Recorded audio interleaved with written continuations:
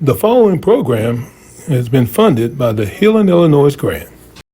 And coming out today to the birth of Boyton Street.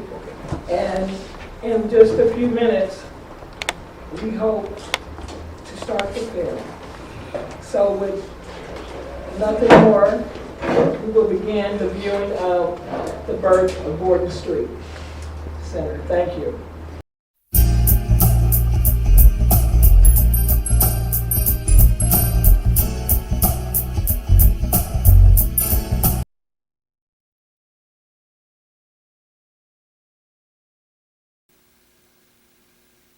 Hello, my name is Daryl Wimberly, and I am the president of Connect 360.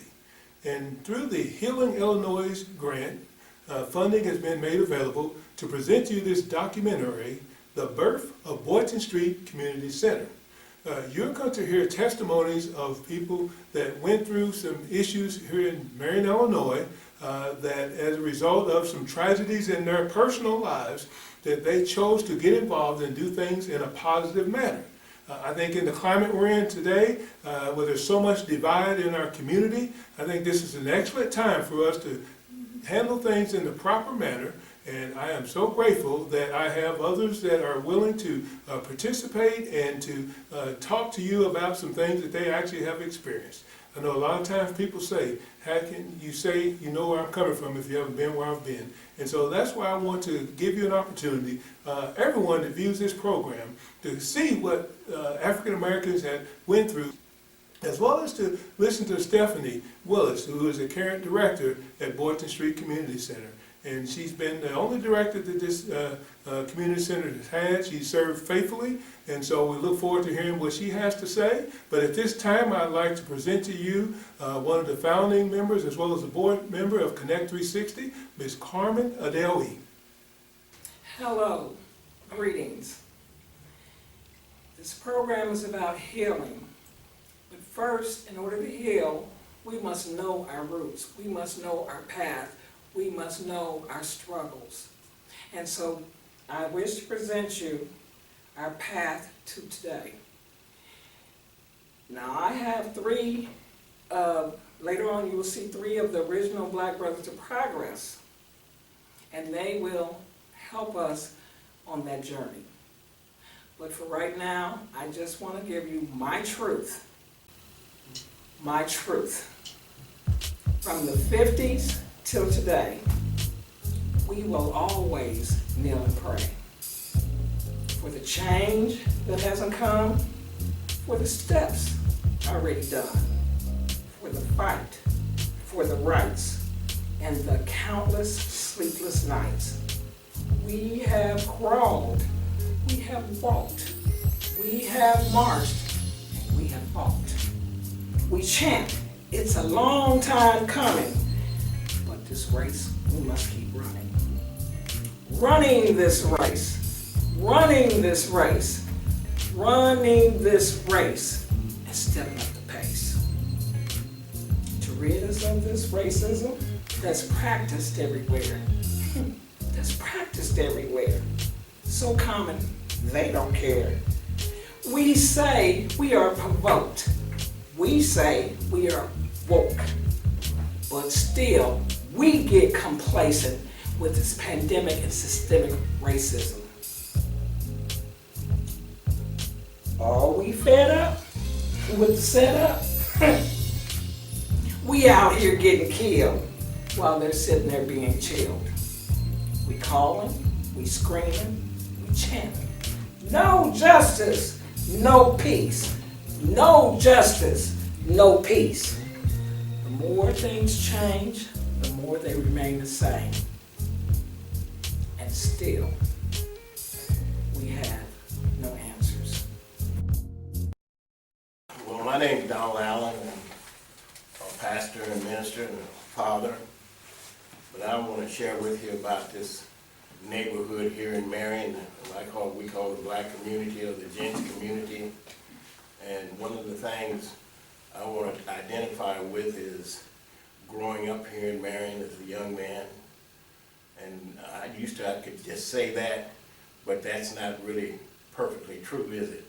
because I grew up as a young man, but people not my color taught me to grow up as a black young man. And growing up as a black young man was a lot of pressure and a lot of rejection. And as a boy, as I grew up with it, and I listened to my dad and his brothers and the people in my neighborhood talk about the man holding us back, not giving us jobs. I can remember when my dad and his brothers and the men in the neighborhood would come down and meet down at the bottom of Copeland and Monroe, waiting on the man to come by and give us jobs. My dad and them, they'd get picked, some would, some wouldn't, but it was real hard. And I thought that was always amazing, yet they still had to pay their taxes. They still had to pay their water bill and light bill like everybody else. And my mind as a teenager, I used to wonder, how do you expect them to do that if you won't give them no job? And everybody back then was struggling to keep a job. The best way to do it was try to get on construction, and in wintertime, hopefully if you got enough work, you could rob. But most of us in that neighborhood had to live on the dole, or what they call relief or public aid, because the jobs wasn't available for us. And not so much because of a qualification, but because of a colorification. And we grew up learning that, and then we grow up as young teenagers, me and my brothers and our friends in the neighborhood, we go up around the Marion City Square at different times on the weekend, the evenings, and at night. And every time we go up around the square, here comes the police and run us out from around the square. We just walking around the square. We had no business there, and we were told we need to get back in our neighborhood. And it makes it feel like in the black neighborhood was totally separate from Marion. But we would ask them questions, you know, as you get to be an older teenager, you say, hey man, I'm a citizen too. What do you mean I can't walk around the square? Well, if you don't want to get arrested, you better get on back in your neighborhood. So we grew up with that. We'd go into what they had, the Marion Orpheum Theater. And we, all the black folk, could only go in one place in the Orpheum Theater. We had to go upstairs and sit there if you wanted to be in the movie and watch it. We couldn't roam around. We just had to go upstairs and watch it. And every now and then, some of my brothers and neighborhood fellows we grew up with, we'd go downstairs where everybody else was, and we'd get run back upstairs or get kicked out of the show house. And so it was very offensive. But you know, those things makes you feel angry, and you're trying to fight the anger. And you know, when we was in high school, it was a strange thing because we grew up in a black neighborhood where the grade school was all black, which is called Douglas School. And then a day came when all of a sudden we was being integrated, where we went to school with the white kids, and I found that remarkable. Because when I started listening to the white kids read in class, you know, junior high level, and I would read, you'd thought I just started learning to read. They would read so fast until my head was dizzy. They knew the language, they could talk and just run their mouths and run that word off, and I would look at them and think, are you memorizing this? Are you really reading this? And it made me realize how far back we had been set back, being in this black neighborhood and being segregated from the rest of the town and the community and that we lived in. And it was a very offensive place, and then we get mocked at. But then we start hearing something when we got in the integrated school. In junior high, you know, when you're in junior high, kids just talk a lot and don't think anyway. But I started hearing a word that shook me, and it was called nigger. And when I first heard it, it would tickle me, but I didn't pay it no mind. But then I got to where you heard a little more and more, and I remember we'd get out in the evening from the junior high, and the parents would come and pick up some of the kids. Of course, we never had nobody to pick us up. All of us would have to walk home. But you'd hear that, what are you doing over there with them nigger boys? Some of the white boys would want to we'd just be talking as kids, and I'd hear those statements, and I thought, this is strange. This is strange. But I think the worst of it for me was when I got into high school. And we'd be in high school just going through our classes and changes, and how they would segregate us, even going up and down the halls where we had to be in a particular area when we come together. And when it storm and rain, we'd go into the girls' gym, everybody, and you could dance and have music and do whatever you wanted in there. And so, being black kids, we used to get in huddle and dancing and laughing and talking. But when we'd be out there on the floor dancing, here comes all these spray and pennies throwing and hitting us and the girls. I mean hard and very offensive. And then, you know, it'd break out sometimes, maybe 3 or 4 times in a fight, because we didn't know who done what. But it was constantly screaming that word nigger, nigger, nigger, nigger, go back to Africa, and that kind of thing when we grew up in high school.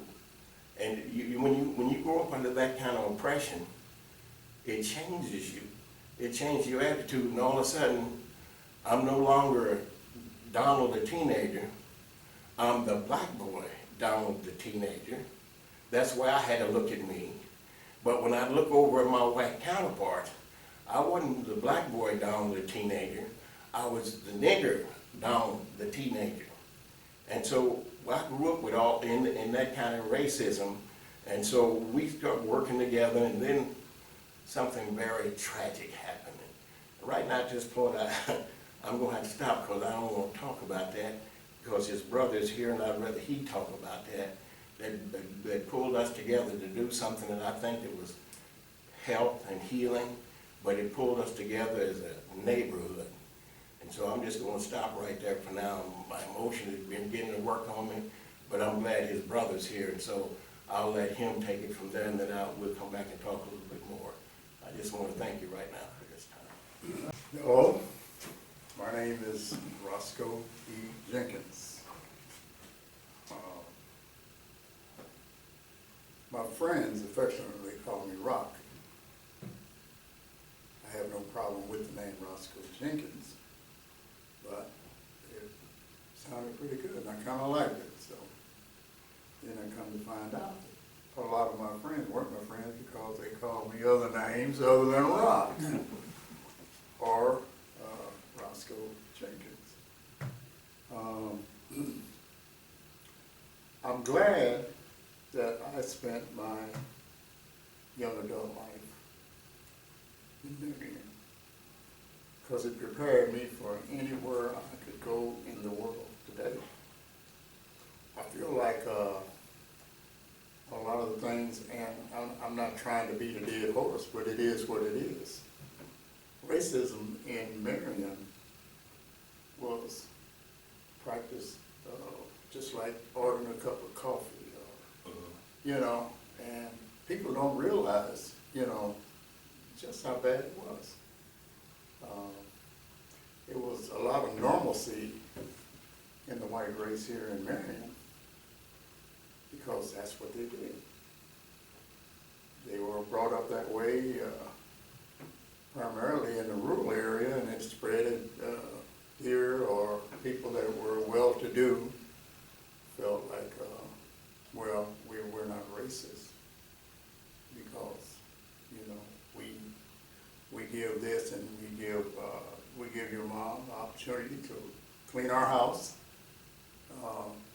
raise our kids, and the only difference basically is it was practiced here, not in the South.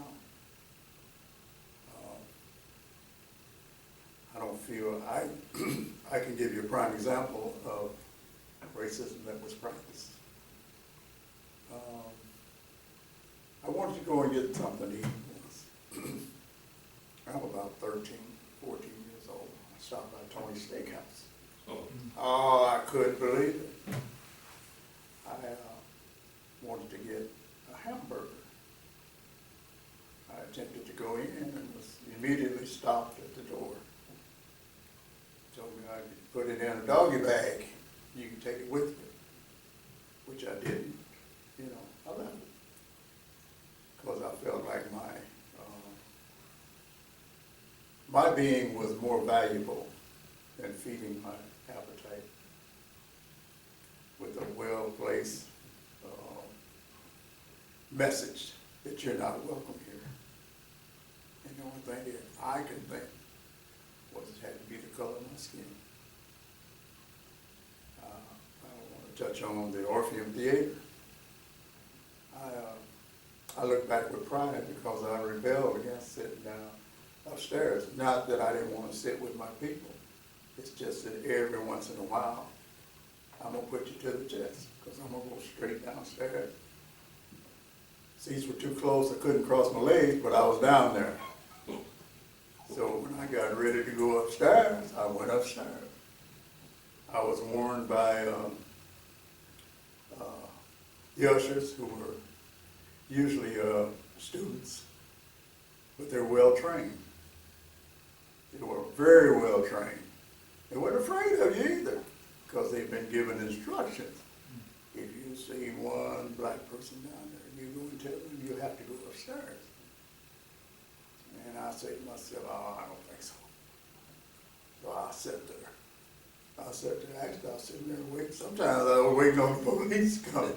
And then being young, that young, I decided not to. I said, well, I made my point, I'm going upstairs. But every once in a while, I tested the waters, you know. The extreme racism that I encountered was the needless killing of my brother, which was racially motivated. Today, they call it a cold case. And to me, nobody wants cold food, so they don't want to deal with it. It's the same thing as saying, well,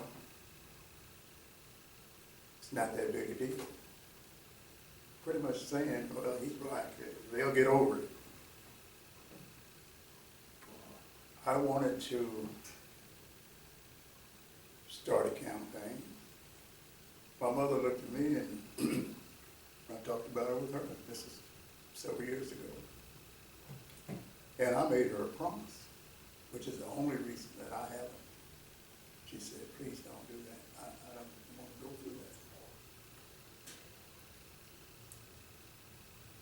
And I promised her that I wouldn't. But I told myself, though, if she goes before I do, oh, it's going to be over. It's going to be over. So I know some people wonder, they ask, they wonder why I haven't stepped forward to do that. That's the sole reason and the only reason. Because I fear no man about anything, what you might do if I do this, or. And I'm experiencing, oh, God, you're talking about racism. Even in my neighborhood, I look around and I see the trucks flying with the flags and the remake of the new flag with the old flag. I'm a veteran. It really bothers me. It bothers me a lot. It's not about the flag. It's about what you're trying to make it out to be and the reason why. Well, I feel like it's angry because people were told that it's an atrocity to have a rebel flag flying, so we'll just make us a new one. We don't have to listen. We don't have to hear that. We just remake the flag and we don't care what it represents or what. There are some things in the song. I know at a young age, I realize, that I'm better, much better than you make me out to be. I remember one instance where I was in the band. It was playing the national anthem, and I didn't stand. I didn't stand up, even at that time.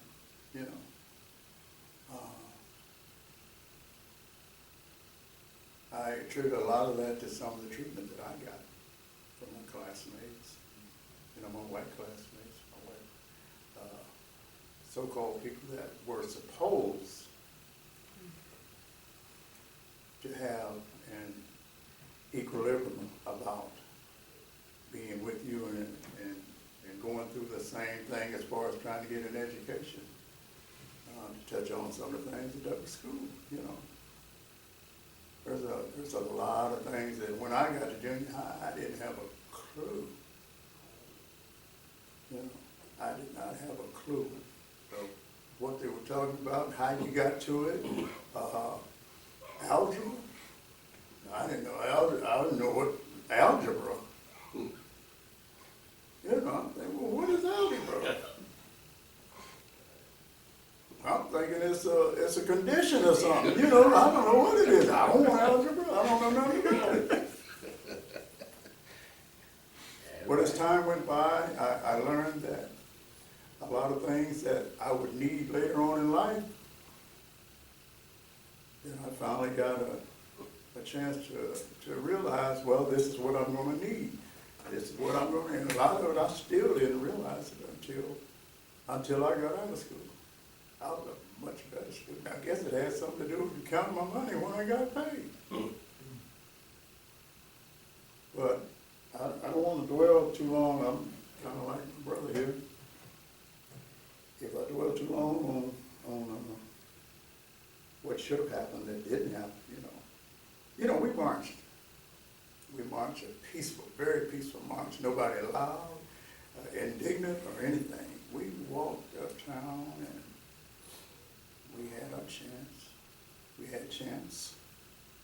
And we talked to the state's attorney, just like he was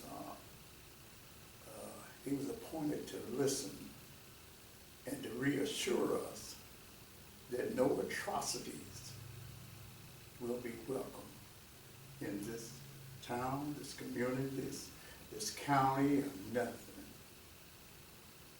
And we proceeded to ask questions about, is there a possibility that this could never even happen? Anything, just the word of justice would be adhered to any kind of way.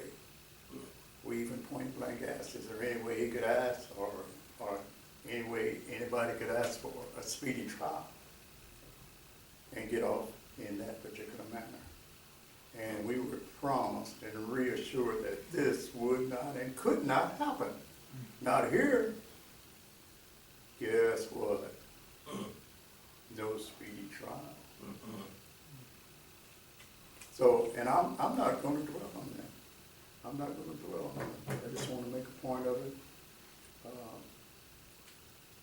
I get a little angry.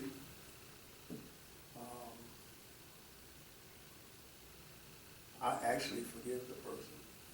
Took me a long time, but I had peace. I had inner peace by doing that.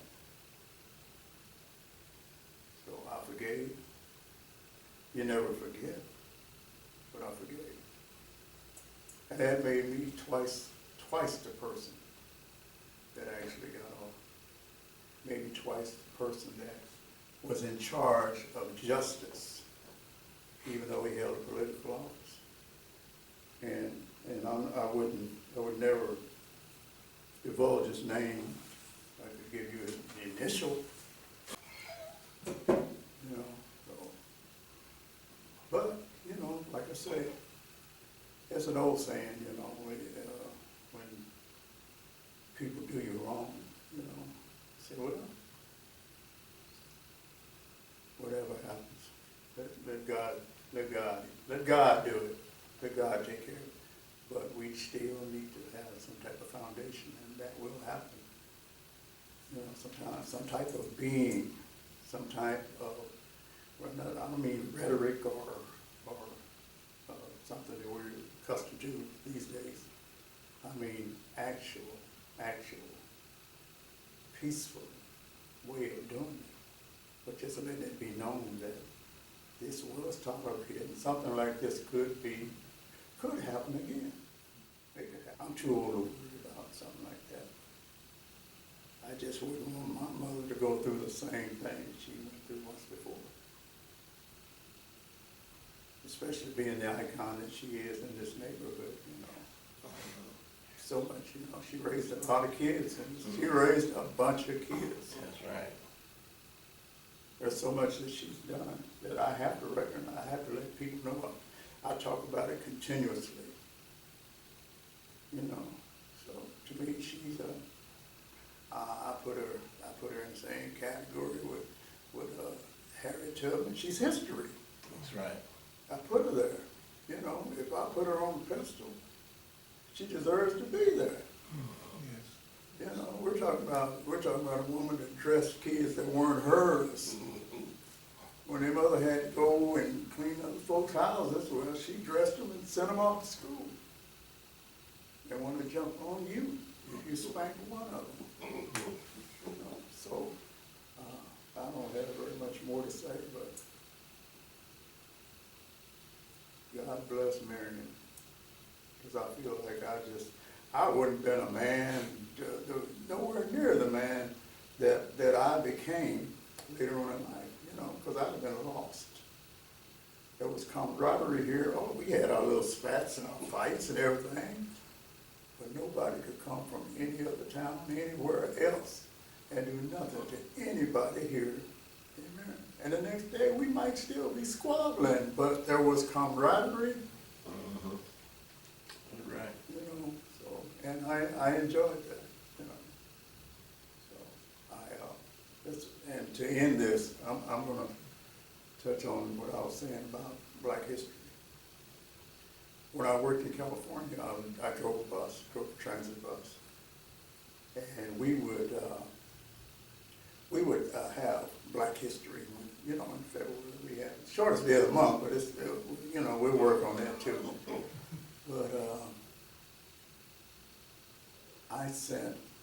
But I brought back with me a full-page column that Miss Dorothy Carter was interviewed on. And I took it back, and all the things that was on the bulletin board at where I worked. There was Martin Luther King, Harriet Tubman, Jesse Owens, and that full page of Miss Dorothy Carter was posted right behind Martin, right beside Martin Luther King. She said, and they said, that's history. That's history right there. She's 103 years old. She's seen a lot of stuff, good, bad, and indifferent. Right. You know, so I'm going to leave it at that, and I hope that, but I hope we can get something positive from what we're doing here now. And I hope people just recognize that there are still a lot of work to be done. You know, we're just, I mean, it's not as bad as it was, but right now, there's probably a 75% probability that it's just around the corner if we don't nip it in the bud now. You know, and actually, you know, I have a lot of friends in different nationalities. You know, it's not the people. It's the person that wants to involve himself with the wrong people and provide that spark, you know, provide that spark that people need. So I'm going to leave it at that, and thank you very much. My name is Gary Allen, Gary with 2 R's. I don't talk to you today, I'll talk to you tomorrow.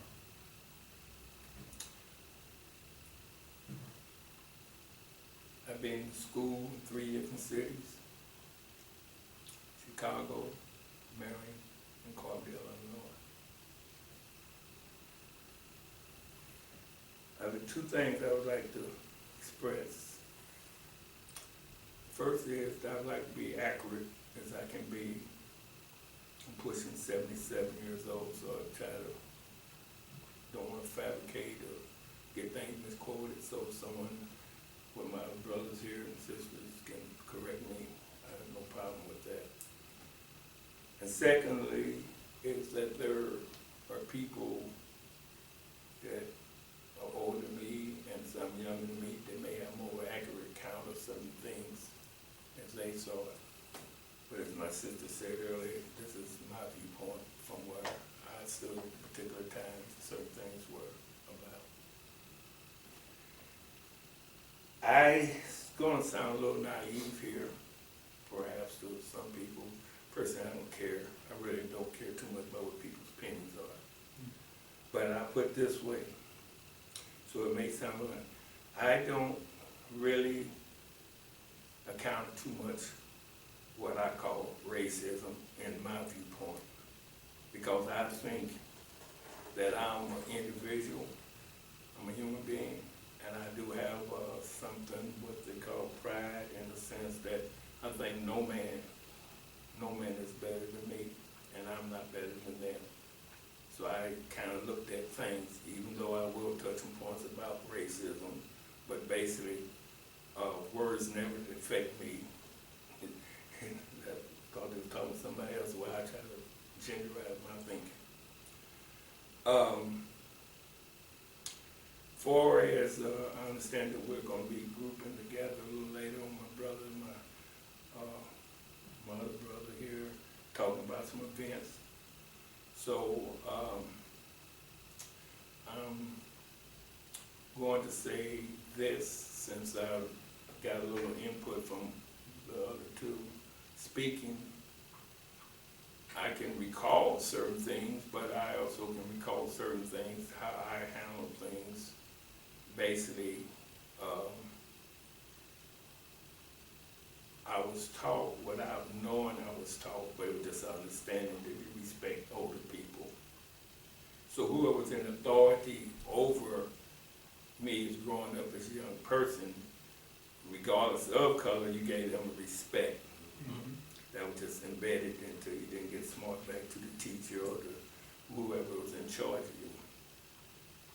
But I do remember, I will share, since it seems like I'm going this way, a few things that was racism that probably stood out for me. I remember when I made the basketball team in junior high. And one of the players, which I was the only black kid on the team, but one of the players made I don't use ethical names. I don't talk about Polish people with that name. I don't talk about Polish, Puerto Ricans in a certain way, and I don't talk about Mexicans. I don't use the black narrative, the N-word. I really refrain for those words. But for this occasion, I was there. He said the last one, if you can follow me, he said the last one took a shot was a redheaded nigger. I kind of smiled when first because, like I said, I'm kind of arrogant in my way. He comes to me, and I'm just never put nobody ahead of me, so I just didn't look at it. So then it dawned on me, I started running with him. Because I want to be last. So anyway, I ran with him. Then I decided what was it about. And it was talking about me, basically, in a little slide way. So I cornered the person in the shower, and I threatened him. I was very skinny, and but it was to me to tell it, I would fight anybody, anywhere, and anytime. Also 2 or 3. But anyway, we called the coach, and the coach talked to the other group of boys and told them while I was there that was wrong for them to do that. We're always a team. That's philosophy. You know how they do a team, stick together and all that. But I listened to him, and it made me feel pretty good, because he got on. Then he came to me, and he told me, he said, listen, Alan, he says, basically, as I can remember, and I'm saying you're talking about 1957, but he basically said, well, look, now, you got to kind of expect that. You're the only one like this, and just imagine if it was an all-black team, well, I think they say color team then, but anyway, and we had one white boy in there, something would be said about them. Well, in my little pea brain kind of thinking, that that's reasonable, but I also felt a little something, it was just a passerby. Now, that's what I thought. It's just kind of like to settle things down. Anyway, that was one thing that I can't remember, kind of racial. And it happened again. Didn't happen right away, but it was said just low enough. The other time it was real loud, low enough. And again, I ran with the rest of them, but I didn't do anything. So that's one thing. But I think so I'm going about racism as far as me and other people, non-color, and I say white, Caucasian, whatever. The one was when I was a senior in high school. And I think that's what they call, you go to the counselor and you tell him what you're thinking. This counselor told me, he asked me what I like to do. And I said, well, I thought I was pretty good in ball playing. I could tell you about racing and that, but I was very good, I thought, very good at baseball, in which they didn't have boxing, so I know I was good at that. But anyway, he told me, I told him I think I'm gonna be a pro ball player. But then I might try to go to college, you know, like that. He told me in these short words, well, Adam, you're not college material. The best thing for you to do is go to Chicago and get you a job in the factory. I took that so but I'm saying why I took it. It didn't hurt me. It made me, angry and realize this counsel should not be talking to a teenager like this. No encouragement, it's just telling me, you don't always go get in the fact you didn't have no skills like that. Even though my dreams, when you're young, you think you can do this and do that, just get away, So anyway, I took that and I kind of smiled at him, and answer to that was, yes, I didn't take the courses that it should prepare me. And like my friend Rocky said earlier, when I went to junior high, I didn't know about no algebra, pi and y, and it kind of messed me up, And I was good at math. I could multiplications, fractions. I was good at that, but when come up with something else, that was something. And I said, how they so smart, like that. But it never, and this is what I'm trying to say basically, for me as my person, I never put no nationality above me. And I'm a very proud person about being black. I do have prejudice, and I realized a long time ago, because I always like to say, I'm not a person is what it is. But I remember very well about every time trying to win. My nickname is Gabby, by the way. Got that in 1966. I used to never talk, and I started talking ever since then. As I came out of the Army, my dad named me Gabby. But I remember watching a boxing match, and at the time I was always for the black fighter. We need some recognition. We need to go there. The black boxer beat up this white boxer real bad, and it was over with, and they had an interview with the white boxer that got beat. He said, well, he's just too good for me, and he was a better person than me. And then when they got interviewed with the black boxer, he said, I kicked his, and he used the language that he wasn't, I kicked his mama's butt like that. It hurt my feelings, because he's just too good for the fight. Then I realized I was going because the guy was colored. Black, as I said back then, colored. I took him just because he was black. After then, I said, yeah, you, my little pea brain, I'm thinking, yeah, you prejudiced for that. Then I made a vow, not a vow, just to myself, no, I'm not going by colored person's skin, their character, as Martin Luther King said. Yeah. I started dealing with the idea of this person's talking to me right, this person's treating me, this person's like that. I put that more in my brain.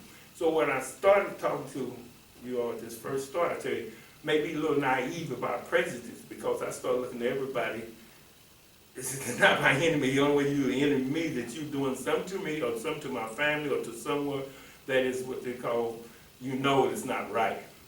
Thank you very much. And that's just my kind of, I got a little Forrest Gump in me, if you know what I'm talking about. I don't see things quite like everybody else. It kind of rides on my head, I just kind of take for what it is. You've heard from these gentlemen. Carmen Allendale again.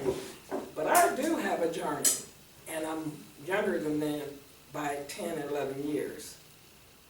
That same neighborhood, although my truth was a whole lot different than theirs. And it's simply this. First of all, I was proud of the neighborhood. I was proud of going to Douglas School. I had my chest stuck out, shoulders back, and marched and stepped high because I went to Douglas School. It was segregated. A few things I learned. Now, the prejudice goes a lot deeper than what people think. So even in our neighborhood, there are prejudices. Because there's nothing that's going on today that didn't happen then. First of all, let me talk about Douglas School. Douglas School gave me a source of pride that I will always cherish to this day. Because in Douglas School, from the kindergarten till the 5th grade, I remember my principal, role model, Mrs. Claire Kirk, black woman, strong black woman. My teacher, Russell Duncan, Aunt Russell, strong black woman. So those were my role models. I aspired to be a teacher, a lawyer, a journalist, all of the above and then some more. But those were my role in my formative years. Those were my role models. I looked around in the school. I think Miss Edna Ross was the cook, black also. The janitor, Mr. Nelson Barnett, black also. So I had a sense of pride, everything around me. Now, I actually lived in 2 different worlds. Grew up in Marion, but my mom came from Carbondale. So living in Marion was like 2 different worlds. Going to Carbondale was progressive, integrated. Marion, I was annoyed. I was mad half the time, but I was proud. I had the kind of mother put me in tap dance, and I was the only one in there. Me and my cousin Nadine, we out at the VA tap dance, and I hated it so bad. While they turned in one way, I was the other way, dancing the Katie the Kangaroo. I just hated it. She had me in band. I played the clarinet. And that was okay, but I had to be bused every day to Logan Gym. There was a Logan school there at that time to play. And everybody would wait on you to come in and get yourself seated. So you were already feeling segregated by the fact they looking at you. Here come that colored girl, because that's what we were called then. Well, let me just pause and stay with Douglas School. I was so happy to get back to my school every day. It was comforting. But in that, there were also some prejudices. Because you see, Marion is made up of many levels and many dynamics. So in school, being from 11 people and being from nothing new was going on that wasn't then, we were called, the Allen children, half-breeds. Because we came from a biracial family. And so when they didn't like you, oh, you're a half-breed anyway. So it got to where I didn't care much for the black folks neither. I wasn't black enough in the black school, but when we desegregated, I was never going to be white. And then when it came time to go to the 6th grade, went to Logan School, and there you are sitting all by yourself. And every time they showed a slave or mentioned something about a slave, they all looked at you like you had first-hand knowledge. And I would look back at them like, who are you looking at? Because I still was a rebel. And although they shared different stories, I was well-read. My teacher was my aunt, and she kept me up on everything. Reader's Digest was my main source. In the summer, she took me on vacations. So I was well-traveled as well. Went to Carbondale. My grandparents and mother, they all went to SIU. So I lived 2 different worlds. Now, we get into the 60s, I'm still feeling a little shaky about this transition because my sister, younger sister, hated so much. She used to walk home every single day. Hated school with a passion when we had to desegregate.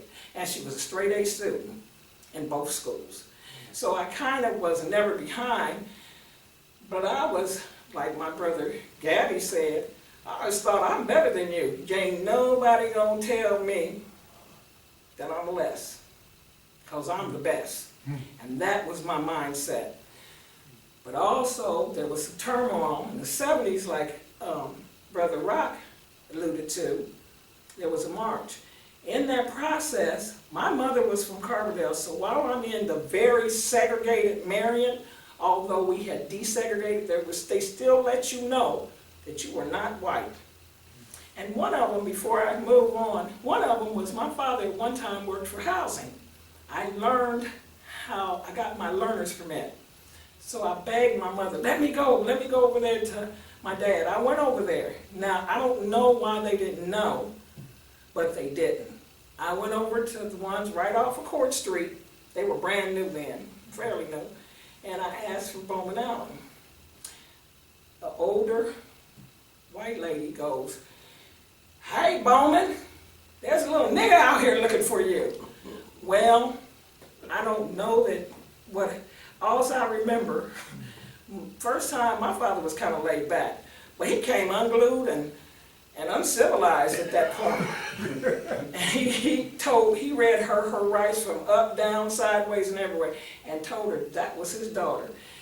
And I felt real good, but then again, my brothers always said I was his favorite, so you know, I was feeling all good and chest all out. And I couldn't wait to get home and tell him, yeah, my pet name for my dad, Bobby. I said, he gave it to her. I was just happy as a lark.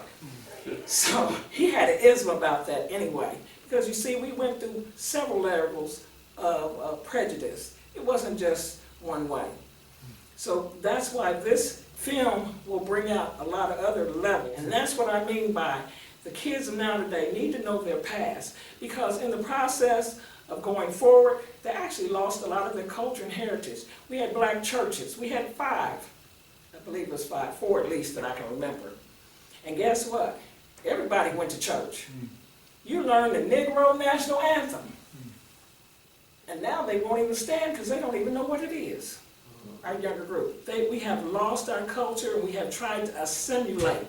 And in doing so, we have gotten rude. We don't respect our elders. They talk to you any kind of way, and for that is one of the drawbacks. While we may have gone ahead, I hear people say, "Stop, you're militant, Carmen, you're militant.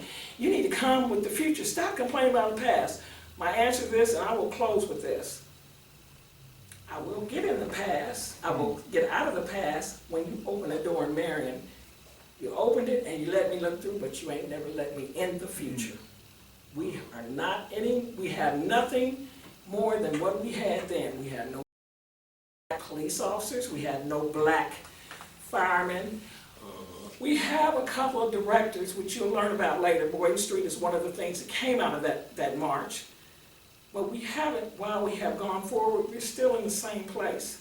And that is my point, and hoping that this documentary and healing will just open people's eyes. I want to be in the future, but I don't need you to let me in. I'm tired of people in Marion. I had to leave, become a police officer, become a lieutenant in the Department of Corrections for well over 25 years. And that's a shame when you have to leave your hometown to be something and someone. And to come back to see the same things here. We can be a side note, but we cannot have a seat at the big table. And with that, They built it I'll leave. in 26. The first principal, he's from Carpendale. I can give you a whole bunch of Well, stuff. I tell you, Uncle Arch and Uncle Jesse, Carmen sent me the picture with Uncle Arch and Uncle Jesse and all those men. Down in Kingtown? Yeah, Kingtown. I was glad to see that. Talking, I was thinking about when me and Jerry Ray, you know, when they had that burger chef there, we went off across the tracks to go get some milkshake and a hamburger. And I remember when we was coming around to get around the track, we left a burger chef. I remember all these white boys in the car, young white boys, and I remember them shooting at us. Oh, yeah. Me and Jerry went to running around by ducking, finally got behind the burger chef and then hit the tracks, you know. And we knew then that, you know, they was having fun in the car, but, you know, even these young white teenagers, I figured they thought they was having fun, but what if they killed one of us or shot one of us, you know? It wouldn't have been fun for us. But when that 22 hit that rail, ping, I said, they're real bullets. I said, I told you they was real bullets. You know, I think all 3 of us in the Army. But one of the things that really bothered me about being a veteran, I mean major, it ain't about Vietnam with me. It had just a serious problem here. I remember the movement with Cassius Clay, or if you will, Muhammad Ali, when they wanted to imprison him because he wouldn't go and wouldn't accept the draft. And I remember that always burned me, because one minute you want to tell us to go back to Africa, and the next minute you tell us, hey, you don't want to fight for your country. So it's like, well, you won't fight for your country, so here we are, the 3 black of us, we go to war, do whatever they want us to do because we're in the military. Because now once we come back, when we all came back, we was niggers again, couldn't live in a certain neighborhood, couldn't get certain jobs. So who was benefiting from the war? You was mad at us if we didn't go, but when we come back, you rejected us like you did before we went. So we didn't have a win no kind of way, and that would always bother me. And I remember I said, well, I'm a veteran, because the guys told me, say, just tell me you're a veteran when you get back. It didn't move them at all when I'd say I'm a veteran. And I remember several of them would say, well, son, most of us are veterans. That was not what I wanted to hear, and that's not what I was told would happen. And I thought about that over and over again, and I used to think back then, are we ever gonna win anything? And every one of us, now we sat here, but you know it's a fact, every one of us, to achieve something, had to leave home, had to leave Marion, and go somewhere else to really get a broader perspective of being black and proud of it. And also a chance to educate ourselves and get a good job, paying job. Then all of us did that. Then we had to come back and try to give something back to Marion. But we had to go away. You realize it's black history that we always had to go away from that prejudiced neighborhood and then bring something back to that neighborhood. And so nothing to me has changed today in that sense, because we still have to go away in order to come back to give this neighborhood something so they don't suffer under the pressure that we did. And I used to think, man, isn't there ever going to be a change? Isn't there ever something going to make a difference? And when I watch these young black young men and women today, I get in real trouble because they don't say to the young ladies, they so used to calling them the B word, instead of calling the young lady what her name is. You give them that B word, and you know, we were raised, you don't even talk that way.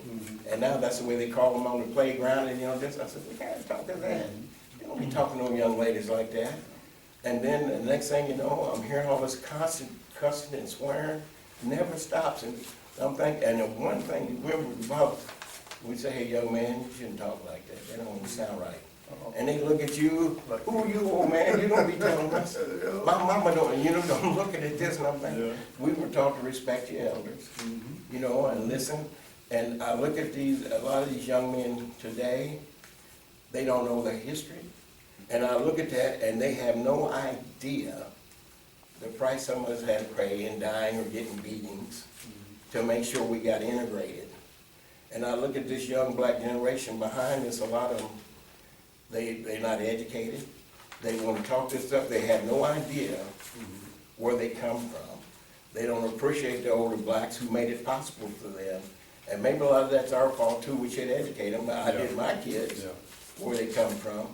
But I look at that, Rock, and Gary, and I thought about this center, we sitting in here doing this today. And I thought about, of course, all this come about through the horrible murder of your brother.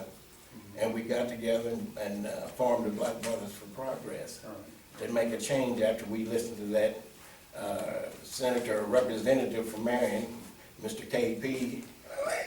I'll call him his name, KP. And he told us, and then he swept that under the rug. But I remember how angry we got.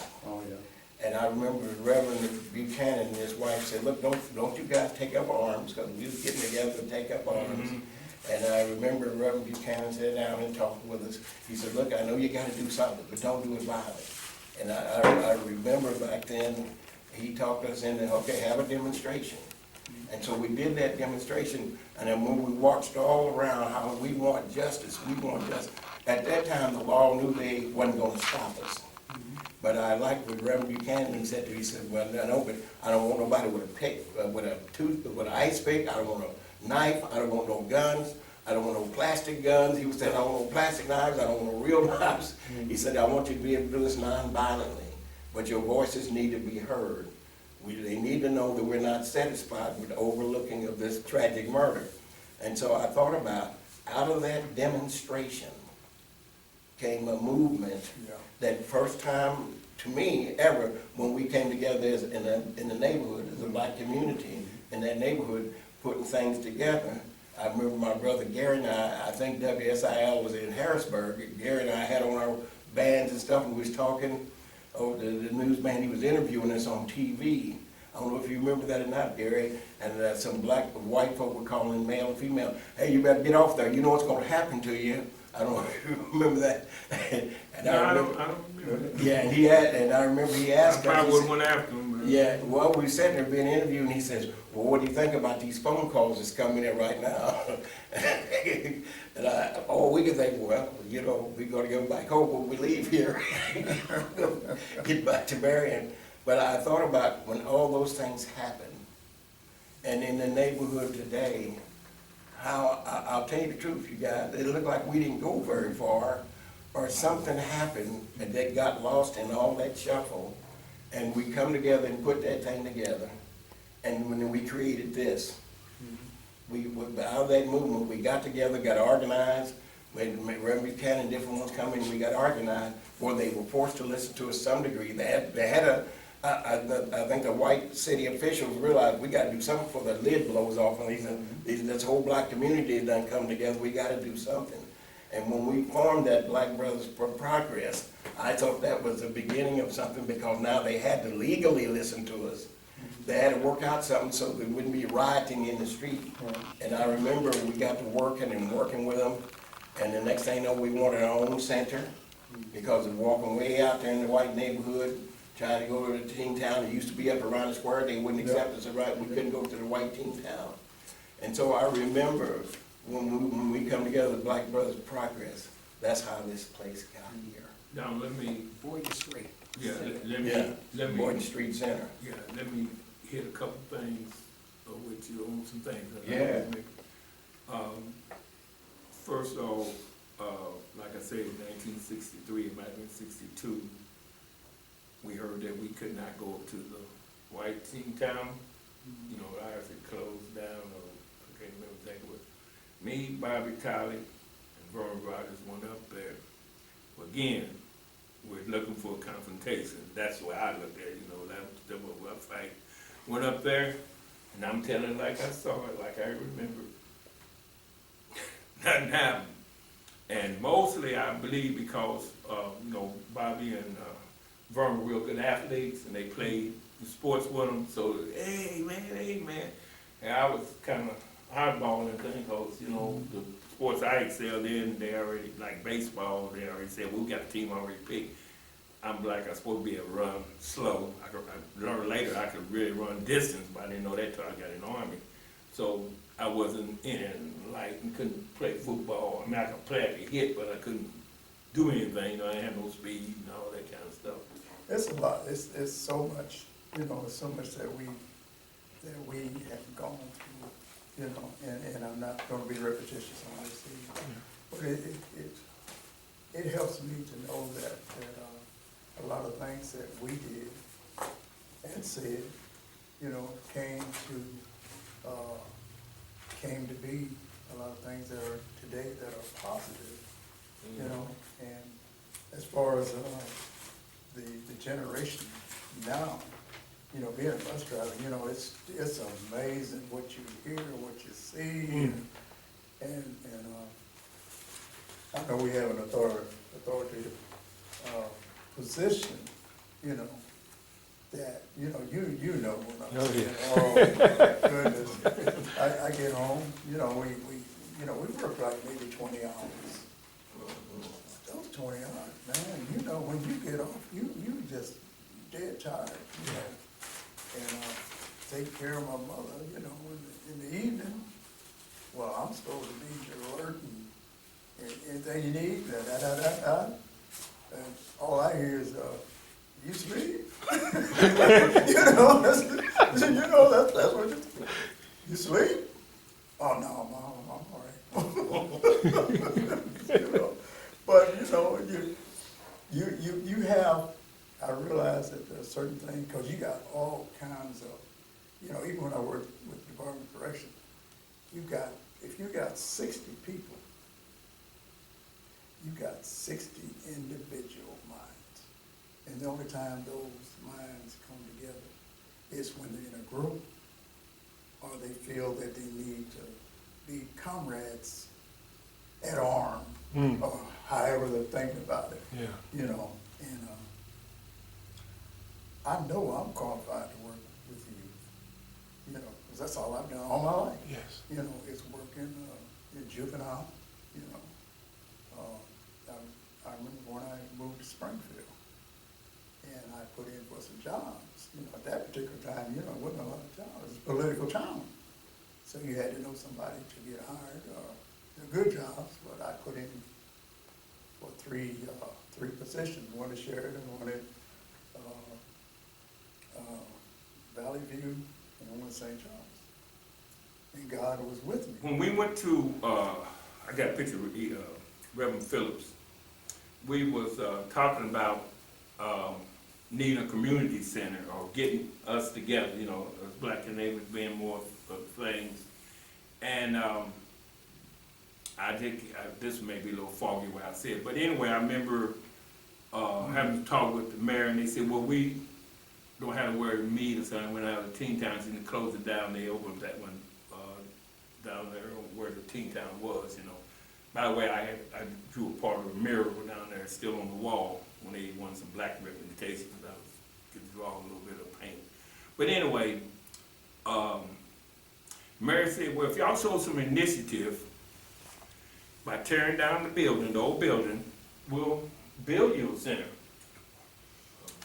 I said, okay, so I kind of talked to some people in the neighborhood, and quite naturally, and I put it this way, because the way I was thinking then, the way I saw it then, now we got a chance to do something. Well, everybody's too busy that Saturday, they didn't want to go, or this and didn't do this. So I came out from my job, which I believe at this time I was working in the coal mine. I had a little 8-inch tractor, I got a 76, whatever it was. I start coming off my job, start taking things. Well, the Jones boy, Mr. Willie and Bill, build houses a lot of times, and they approached me in some kind of way, said, well, what you gonna do with that? I said, I don't know, and he said, well, we'll tear it down because they're gonna use something. I said, yeah, because we're gonna destroy it. So, them two. But as I remember, at this time, there was one young black person, which was younger than me, was Ricky Lacey. Helped me, you know, because we get up on the roof and I was ripping off stuff like that.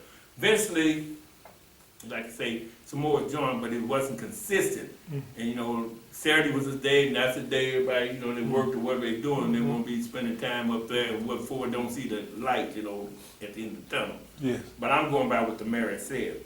Well, at that time, we got the center, we got that place cleaned up. He wanted to see some black interest. See, like, we're going to do this for you, we don't show y'all what you're interested in. So I bought into what he said, and it sounded good, and that's right, yeah, I'd like to see us do something too. James Brown said, get it myself.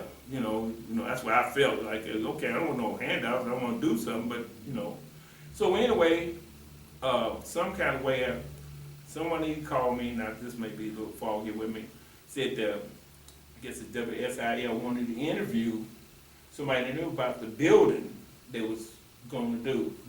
And I was pointed out the person to do it. Well, right here, this wasn't here, this center wasn't here, it was right here on this vacant lot. And I'm a little cautious about what you put on this too, because they didn't print what I said in the paper and they changed it. But I'm gonna tell you about that too. So I had the interview and had the mic in front of me, said, well, here we are with Gary Allen. I was saying that someone told me the interview. So when the guy, the woman held the mic on TV, but just before that, I said, well, what am I supposed to do? I just told that you going to interview about the center. She said, we just, just tell what it is. So I'm on that mic, and she said, well, I understand this is 1987, almost 87, yeah. And you tore down the building, you and your helpers, back in 84, 83. He said, it's been 3 years since you had a center or anything. What do you think about that? I said, well, I got ready to answer it, and I'm trying to use what my family, I don't really talk really, what's it, got any tactful, I tell them, well, I'll tell you what I think. So I was trying to use some of their charisma. I said, well, I believe they're gonna do it, and I sent it that way, And so the lady put the mic back on, and she said, well, here we are. Mr. Allen said the mayor hasn't done what he said he's gonna do. and I'm looking at, well, I'm on TV, I don't wanna look like this. So I'm saying, oh my God, I'm going, like that. So anyway, it came out, then the newspaper put out, Allen upset with, I had that article a long time about what things was done. So next thing I know, oddly enough, the ball speeded up. It really speeded. I was it had to be in the winter because it was cold out there when it was just a field. And we began the build here. Now, in the meantime, I got some paperwork here. We was meeting at the Baptist Church, CCC, Coalition of Concerned Citizens.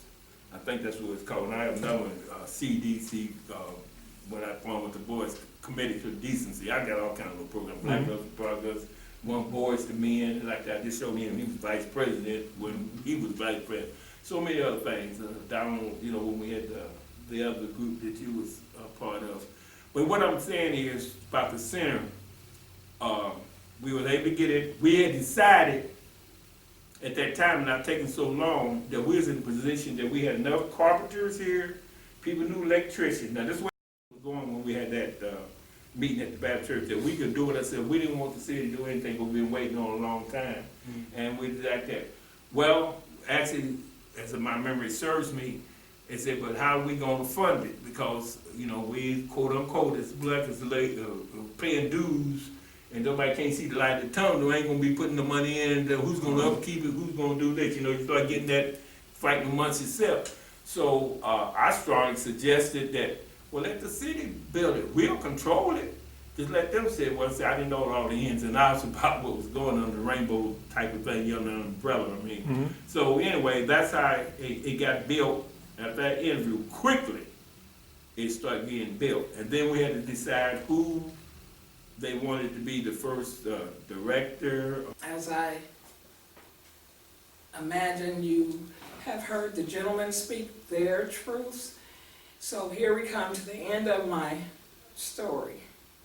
And the end is the birth and the beginning. The end is not the end, it's just the beginning. And after all that came out of the marches is Miss Stephanie Willis. Stephanie and I have had a long-standing relationship. We've tackled some hard problems and some that we wasn't sure that we were going to make it through. But Stephanie is at the face of Boyton Center. She is our one and only director. And thank God she's been here with us so many years. Stephanie, would you like to tell them, when you first came in as a young lady, probably overwhelmed? Yes. When I first came into being a director, Mayor Bob Butler came to my house, knocked on the door, and asked me if I would take the position. At the time, I was going to take a job as manager over at Carnival Shoes, and I thought that would be better for me because I was also going to school at SIU. So he asked me if I would take the job, and I hemmed hard because I wasn't aware. I was young when all this started, and in high school and wasn't here. So he asked me, and I said yes, I would take the job. Mainly for the satisfaction of my godfather, Jim Dale Marshall. Basically. So he gave me a key, and when I came in here, there was nothing in here but I think a table for the board. I think they had a table and about 9 chairs, because at the time I think there was 9 on the board. And so we would have their once a month meetings, and it was difficult because it was almost like I was the enemy because I was hired, you see what I'm saying? Mm-hmm. And I wasn't someone that was involved, although people knew me. So it was difficult. So I want to back up, because when I took the job and I asked the mayor what did he want done, and the first thing he said was, well, you need to come up with some programs for literacy because they can't read. And he said, and then you also need to come up with maybe some hygiene programs because they don't smell good. I don't know who they was, but I figured it out. So that was then, and this is now. So through all the reading and the hygiene and all that stuff, we've done even more things.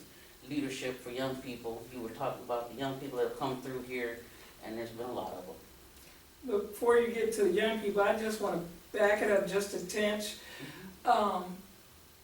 In the early stages, there was also involvement with the older people. Weren't there pool tables or something? They had an adult night here Yes, for the yes, socialization, because this was our gathering place for all intents and purposes. yes. There was a pool table here, and I think we had a ping pong table at Yes. one time. Paintball. And Didn't they play cards in one table? yeah, they played cards. I think also we had a program for the seniors, and then that was a problem. I think I had seen in an article where someone was talking about isolation, that this center would cause more isolation of the black population. But that really wasn't the issue, not really. They just It did needed a just the place opposite, didn't it? Exactly. This- And they just that's wanted a common. place to socialize and to learn and all that stuff. The seniors, they were into nutrition, and there was a program at the Senior Citizens about nutrition, but they wanted it here. So we partnered with the Williamson County Extension, and so they had monthly little cooking classes for the young ladies and also for the older ladies.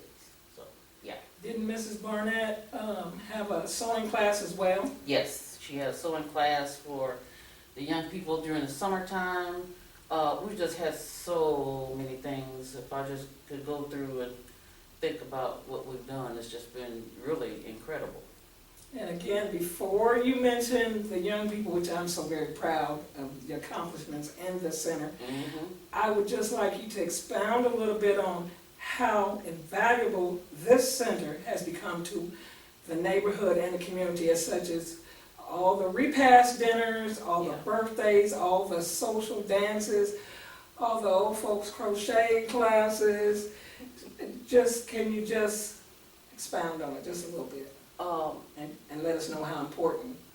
Well, yeah, it's been important not only for the young people, but we like to say it's a holistic approach, because not only do we deal with the children, but we also deal with the parents and any kind of deficiencies or issues that they have. We also address those too.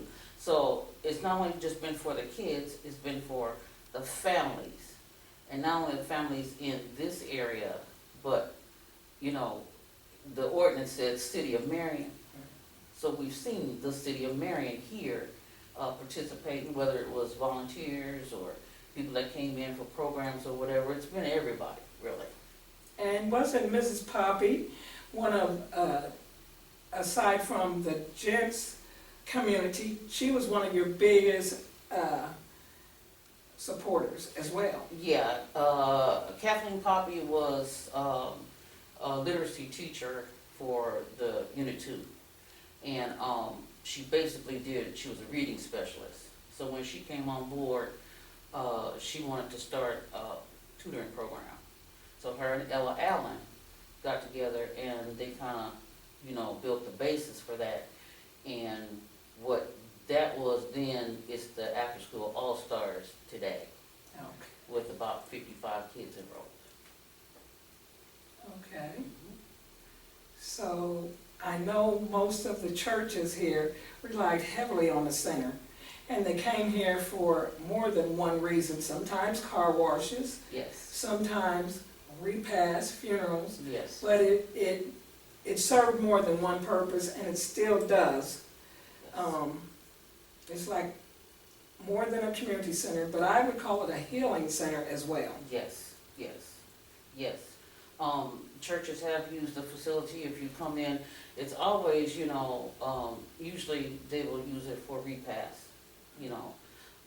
for a deceased church member or community member, and everybody just gets together. If that's a time, really, it's sad, but I've got pictures and stuff that we've taken, and everybody, was just together and memorializing the individual and just, reminiscing about the community. So, yeah. Well, I'm so pleased that you can tell us a little bit about a lot, because this is a multi-purpose center, and Yes. folks really don't get a full understanding, and it didn't just serve minorities, it served the Caucasian population as well. Yes. So it had everything from dances to square dancing. Yes. So Yes. moving along, let's go and fast forward to the success stories out of here. All the young people that has come through here. Yes. And there's so many, she probably is just gonna have to do a general thing. No, I can't, yeah, you want me to kind of come up with who and No, all not that? a who, 'Cause how that's too many have many. come, how many, because I don't think people Hundreds. realize how many young African-American children have come through here and just really blossomed and took Yes. that next step that maybe Hundreds. from here. Hundreds. When we first started, the first thing we started with a 4-H program. And 4-H program had a lot of kids in it. And you know 4-H back in the day, you learned how to cook, you learned how to sew, you learned how to take care of pets and all that kind of stuff. And those kids was really into that. So much so we had the biggest 4-H group in Williamson County. We had a lot of kids that qualified for state, you know, to show their little, you know, projects or whatever. That was first. Then we went from that, those are basics, you know, learning how to do stuff, life skills. Then we went from that to leadership. And we want them to know that, you know, there is a place for you in the community as far as your voice and decision making. So then we had Black Leaders of Tomorrow. That was a big one. That's what I was coming to, Mhm. yes. That was a big one. We had a lot of kids in that program, and they did a lot of stuff, you know, community-wise. You know, they protest, but they were organized and learned how to do it first. Peacefully. Yes, and they protest. One of the main things they were concerned with was the condition of the park. You know, and people coming in from different communities, people coming in drinking and all that kind of stuff. And we got them organized to do that, and they got the little ones, and they all went. They had the little signs and stuff. So yeah, so early on, they learned how to do that kind of stuff. These were kids that were getting prepared for life outside of Marion. College bound, whether it be, you know, scholarships for athletics, like your son, or, you know, scholarships. My brothers, they were really big at Marion High School, doing a lot of stuff, gold key winners and all that kind of stuff. We developed that here. Yes. So yeah, we've done a lot. So, But we never had the space, because you know about this. You know, yes, that yes. was one of our battles. Yes. You know about that, yeah. Well, I'm partly responsible for getting this Yes. ad on, Yes. because I wouldn't stop until we got that. That's right. And we've done everything from barbecues to Yes. chili dinners and Yeah. everything else, but before that, we worked really hard. Reverend Holmes was a big advocate for our Yes. computer system, That's right. and of course, I can name a whole lot of our elders that have gone, but they were a big influence, and didn't they put things in place when we didn't have it? Yes, they did. Yes, they did. Was it Frances Copeland that was the Mrs. first? Copeland. She was the first board chair, and then there was Mrs. Buchanan that did a lot. And then Ron Ferguson, he was board chair. Could never get Gary to do it, you know. You're right. When Jerry was on the board, you know, he was very vocal about some things. So so we've had, you know, we've had people that have actually came in and you know, did their thing. And that is really what a community center is about, but I implore you to just understand how important it is that Boyton Street is here and why it is here, and not to make it just any commonplace, because it's actually a historic place. Yes, yes, yes. And I think the success of it speaks volumes. I mean, because initially, you know, kind of from the attitude of the community, it wasn't supposed to work, you Right. know. it wasn't supposed to be, you know. So yeah. Okay, well, thank you so very much, You're welcome. Ms. Willis, and I commend you, and I pray that God gives you the strength to just keep on keeping on here. Grace of God. So my truth and my vision is simply this. We have an Illinois Healing Grant, and my goal is to show you the path that we've taken to get to where we are today.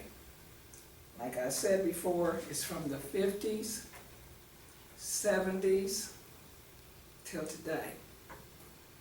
In doing so, I was passionate and wrote that poem because I didn't feel things had changed too much. And one of the things is we made some strides, but we have, for every 5 steps, we seem to go backwards. And there just has to be another answer to this. And the only way I know, with new people constantly coming into our fair city and town, I would just like them to come together and have some common understanding. Like they said, without roots, there is no tree. And there's much to be said about that. Now, the root of this particular story is Cecil. It's still not solved, it's a cold case. The ending of the poem is George Floyd. And he had a small victory. We still don't know what the end of that story is, but it invoked such a strong emotion in me. I felt there was something I need to do. And it was simply this: bring a story. Bring some of the people that were of yesterday and bring you up to date. Also, perhaps in doing so, you will understand why there's an urgent need to come to some kind of common denominator so that we can start to mend and heal and come together as a people, because the bottom line is we are all one people. We're all human. We all have the same goals. We all have the same struggles. But we've seen them through different eyes because we have different paths. One of the things is the systemic racism runs deep. So perhaps I can have the other side of the aisle understand that those are still very deep scars and hurts that still are very much alive today. On the other side, I'm hoping that a conversation can start so that we can understand your isms as well. Because both sides have some issues that they need to deal with, but if we can, in the process, merge the two, have open, honest conversations without pointing fingers, would be just great. And that is basically what I am willing and hoping that I can accomplish. Because the thing is, with the Boyton Street Center, it has multiple uses. And as we know, we have come a long way just to get it. But still, I will say this. It's like, from my Nigerian friends, I'm borrowing one of their sayings, it's like giving somebody the goat and holding on to the leash. I'm praying that that leash will be dropped and that we can start to expand and expound on a whole range of issues and things. So I hope you enjoyed the program tonight, and hopefully we can start a meaningful dialogue and continue this story. Now we can have a question and answer segment. Again, thank you.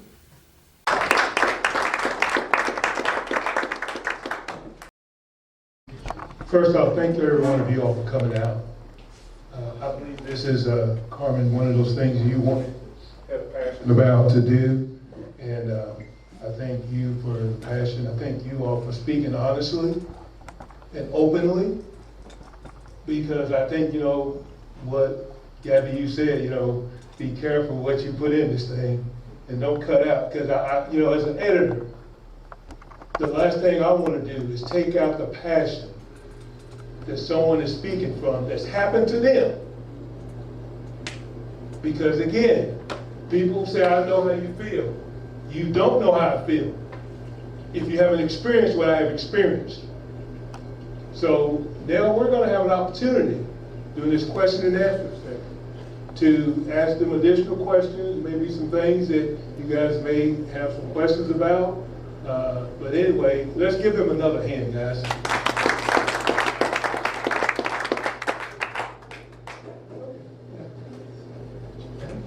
Before we get started, I just want to acknowledge a few people that showed up. We have a board member of Boyton Street, Elba Prince, stand up, thank you. We have Ledger Khan, Kathy Lively, the CEO. And we have Connect 360 members. And if you would just wave your hand, Terrence over there, Mr. Perkins, Clarissa and Donald, Vivian Robinson, Nancy Maxwell, Mr. Wimberly, and myself. And with that, let him have this mic now. Thank you, Carmen. So first off, do we have any questions you guys have in the audience? I got a comment. Yes. Gary, you and Stephanie remember Southern County Action Movement scam that was involved with this, with us? They got, Nick Ryan, if you remember him. Who's that? Nick Ryan, he was with Southern County's Action Movement that came in to help also when we was trying to talk to the mayor and the pushing that we had. I don't know, Stephanie might remember him, but they were involved in it. Oh, Carmen, what was the guy's name that ran it? What was the guy's name That ran against the mayor? That was definitely, I gave you that article. Emery.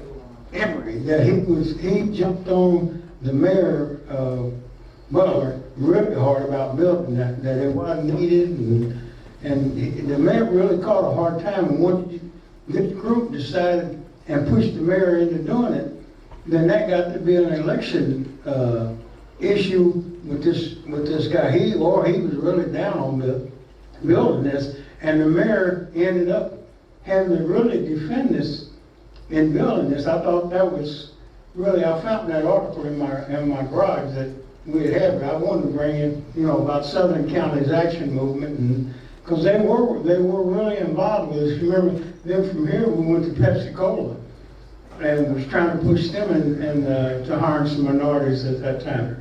Yeah, first, that's when we marched in Washington, D.C. Right, In that old flower van, it was like we hippies. That's right, you guys did go. I didn't go to Southern County's Action Movement there, but you are correct. that did happen. Washington, D.C. No, I'll pass it around. I have a question. Hold on, Elba.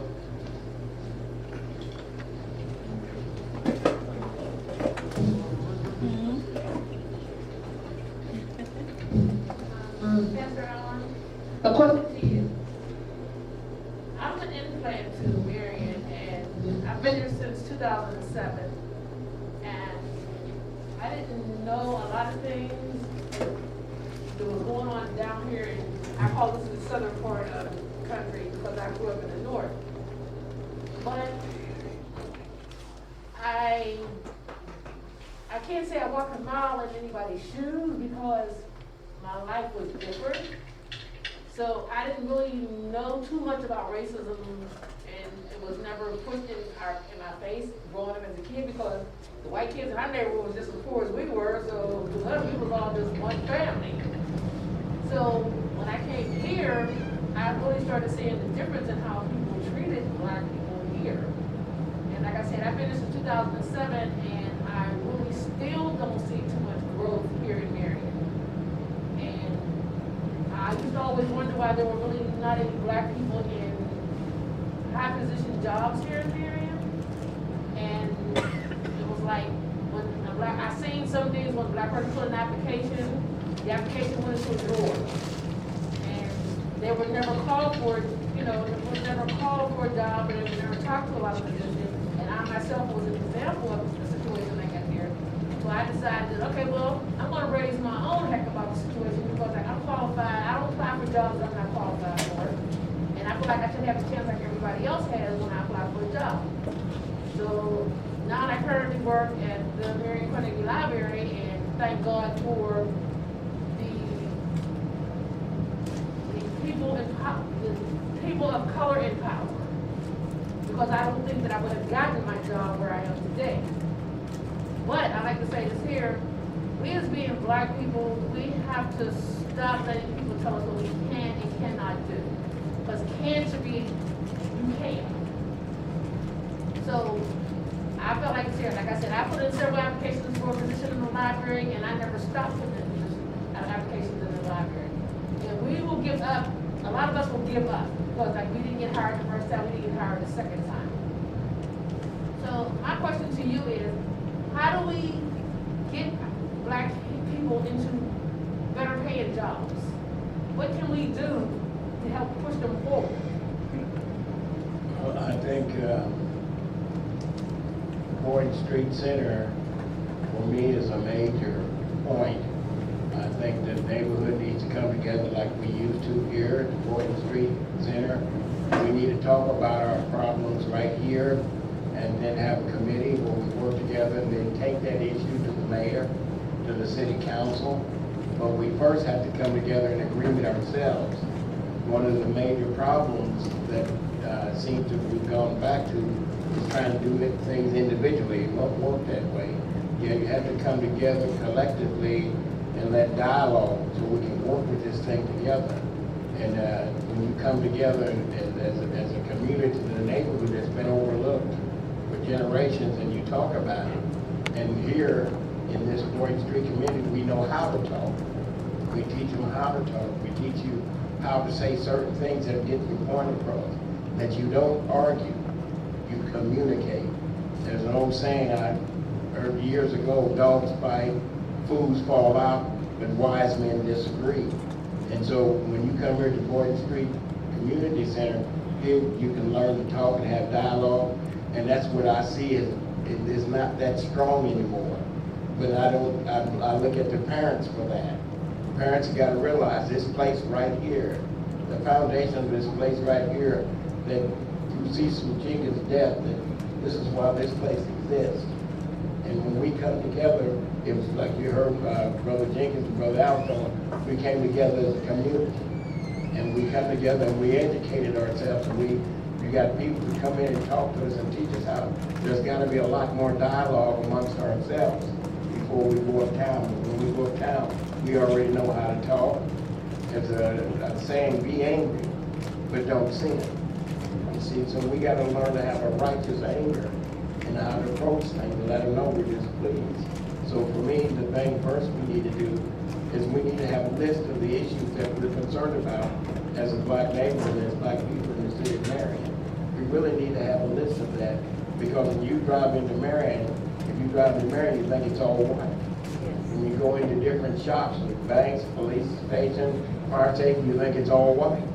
You think it's just a white town, because the words of black people you send, none of us are educated enough to be in these jobs and positions. But we know from experience and actual facts, even with the housing, how we learned they put pinholes in it was a black person. There are certain dots. But this couple of white folk teaching me, they put pinholes in so that you're not going to get this job. You're not going to get this house. And so there are tricks of the trade without saying what race you are.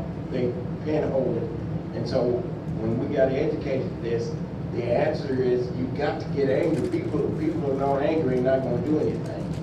You must be angry, but you got to be intelligently angry. Angry means you need to be aggressive. You see, but you got to be righteously aggressive. And so for me, that's the answer. What I see right now is today, to me, that's missing again. And this place, Boyton Street Center, is the ideal place for people to come together. Because when we did come together, you'd be amazed how many whites, when they heard our voice, joined in with us once we were together. And they seen we were one unit in agreement, then you should have seen all the whites that got on board. So that's what we need to do today. We need to get it more involved here in the neighborhood and start dialoguing amongst ourselves.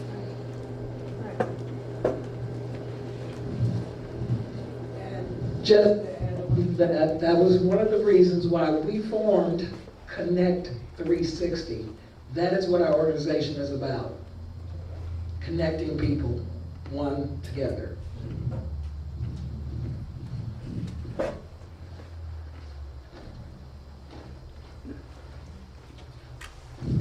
Any other questions in the audience? Yeah, let's give them another hand, guys. I tell you what I heard is we have a building. We must continue to build. I also heard individual efforts go nowhere. We have to come together. And so, as we close this program, let's not close the door on coming together.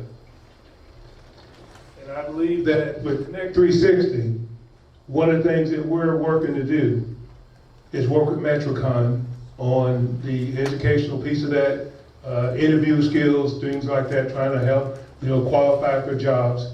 I am pleased to be on the Marion Merit Board. That is a great position for me because we talk about hiring black police officers and black firemen, or minority police officers, minority firemen. I have a seat at the table. And my goal is it's going to be fair for everyone. The process is going to be fair for everyone.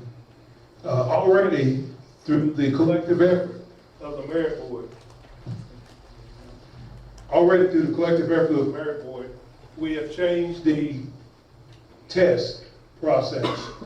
Okay, the standard test that someone has to take at an entry level to join the police force. That test has been changed to make it more fair, but also more applicable to someone who has not had police experience. So guys, things are being done. Maybe not at the pace we would like for them to be, but I will say this. I must stand up. I must be accountable. All of us stand up and be accountable. But let's be accountable for the correct and the right thing, not just what we want. There's a difference. There's a difference in the correct thing and what we may want. Okay? So as we close this again, if there's no other questions. Yes.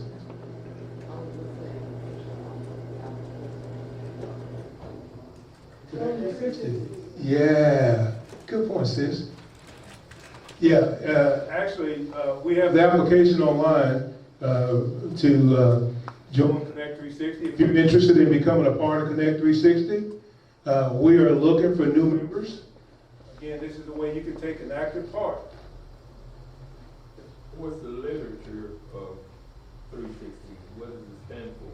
I know it's reverse term.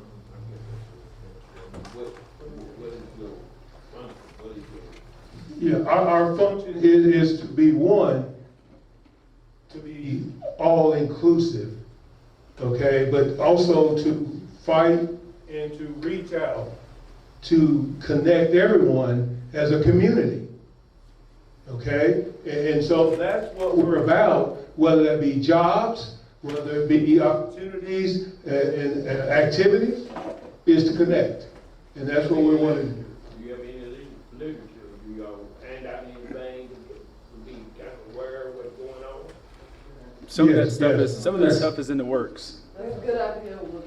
Yeah, yes, a great point, Gabby. We'll work on some literature. We do have a website, okay? And so we'll get some literature out as well, okay?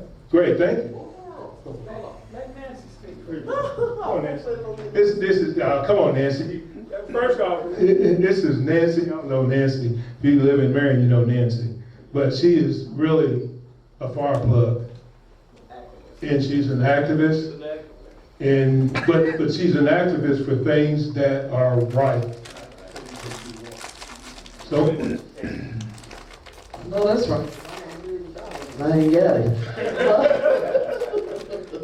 But I also want to let you know that we are trying to form a Williamson County NAACP. Right now, we are connected with Jackson County NAACP as a Williamson County committee.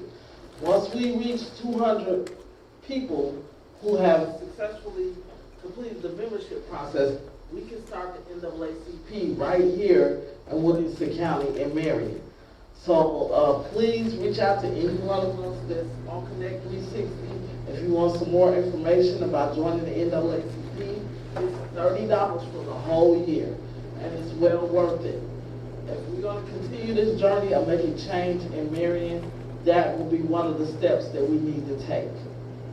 Also, on Monday, the 24th, we will be out here in Marion on the square doing peace circles, because we're trying to bring peace in the community and not strife like it's been happening. So keep that in mind as well.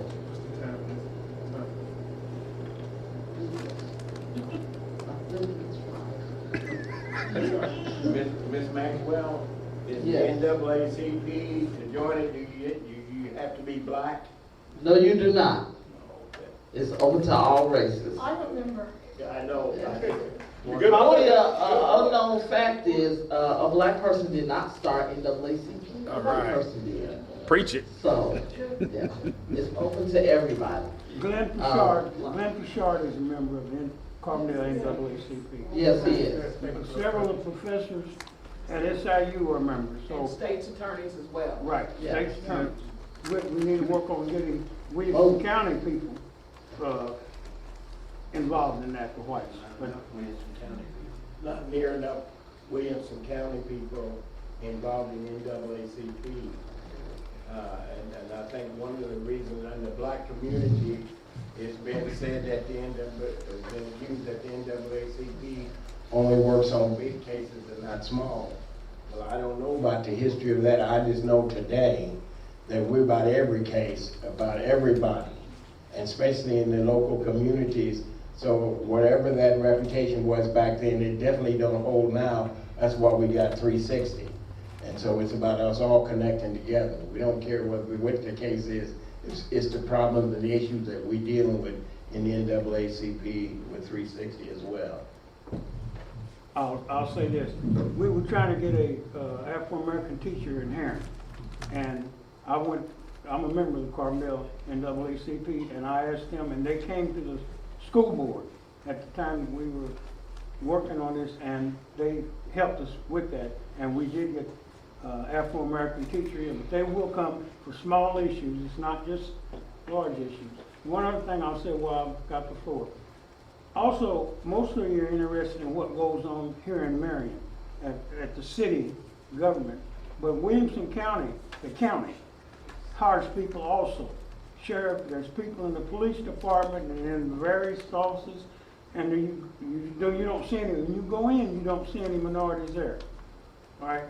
This is something, as you said a while ago, one person can't get it, because for the last 3 years, I've been going to the county board meetings, and one person is not gonna get it. I mean, they'll let me get up and I'll talk and at the end of the meeting, but if I don't have other people with me, and we're not as a group, I just might as well beat on the can and walk out the door. So, as he was saying, it takes a group.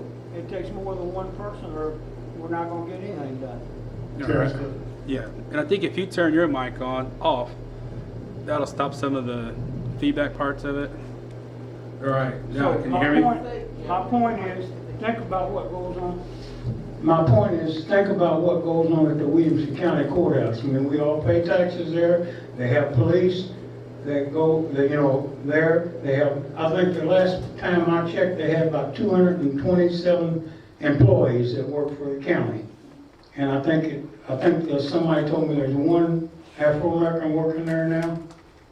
So we got work to do there that we can do there also. I mean, they are highway department, there's people on the highway department, and there's just a lot of departments there. But most of us, you guys here in Marion don't think about maybe the county. You think about what the city of Marion is doing, but it goes even farther. Thank you.